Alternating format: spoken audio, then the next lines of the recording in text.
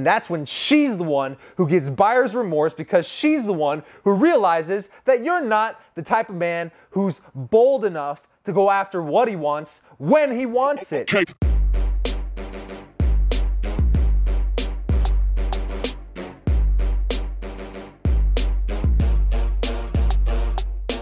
What's up, man? Patrick James here, and welcome to Winning at Life Wednesday. Today, I want to talk about something very important, and that is you dating higher quality women, specifically dating hotter girls, because I promise you, whether you're starting out or you've been going at this for a while, and maybe you have my book, you're a little bit more advanced, there's times where you meet a girl and you feel that anxiety when you see her. And even though maybe you're a little bit all right with the concept of approaching women, especially when you go out, bantering with women, when you see that one girl and she's super hot, you get that anxiety and then you think, well, I'm not in a good enough state to go and approach her. And maybe I'm not feeling social enough. And maybe I just got to warm up real quick. And so you go over and you talk to another girl that maybe is a little bit less hot and she doesn't create that anxiety when you meet her.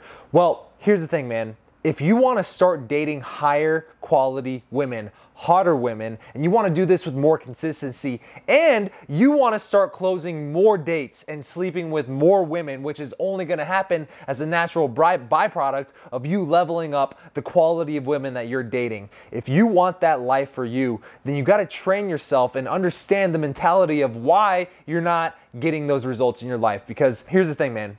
Let's pretend that you're the type of person who your entire fucking life you've gone to Applebee's every time you go out to eat. When you go to a restaurant and you're just used to the Applebee's lifestyle. You like their menu, you're comfortable with the food options there, and the prices are not that ridiculous and it's comfortable for you. Well, here's the thing.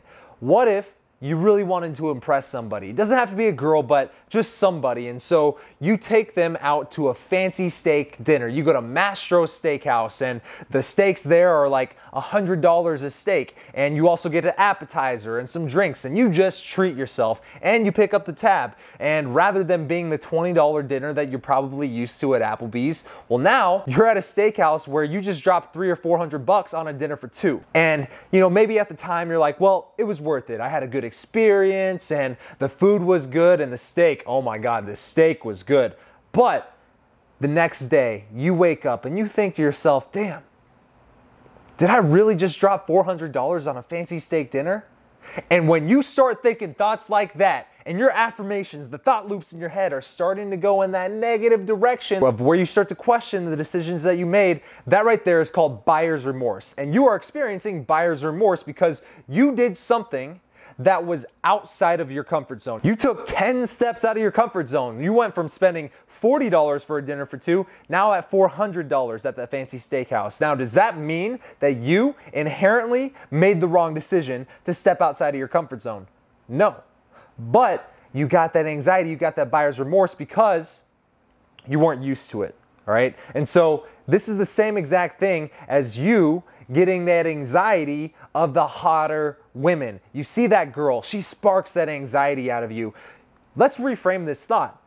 What if rather than saying she sparks that anxiety out of me, and rather than thinking I'm not in a good enough state to start talking to her, maybe I got to warm up with another drink, a little bit of liquid courage, or maybe I got to go talk to another few girls that maybe I'm a little bit less attracted to so I can get the witty banter flowing. And rather than taking that anxiety as the sign to do that, take it as the reframe of those are the feelings that this is where you have to go. You have to go talk to that girl before you talk to any of them, because that's not anxiety that you're feeling. That's your subconscious telling you that this is a moment that counts. This girl counts. So rather than saying, I got to warm up to have good enough game for her, why don't you reframe that as, this girl is going to inspire some really good game out of me? Because when you go over there and you talk to her and you're experiencing what it feels like to banter and get those same feelings of attraction from a girl who's that level of hotness, simply because you talked to her first, that's going to be like you saying, dang, this fucking steak dinner is amazing.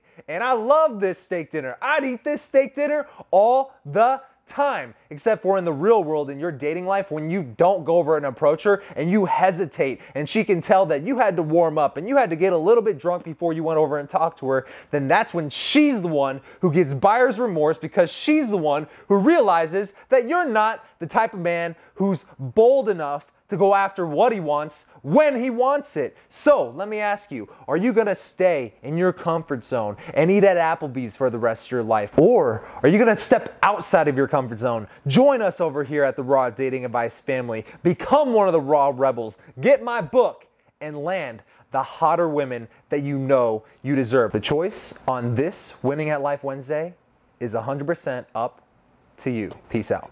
Hey man, hope you enjoyed this video. If you haven't already, grab my book, 107 Proven Ways to Get the Girl. All you gotta do is click this link over here, this big blue button. Click that, it'll take you to the order form. Claim your copy before they're all gone, and I'll see you in a little bit.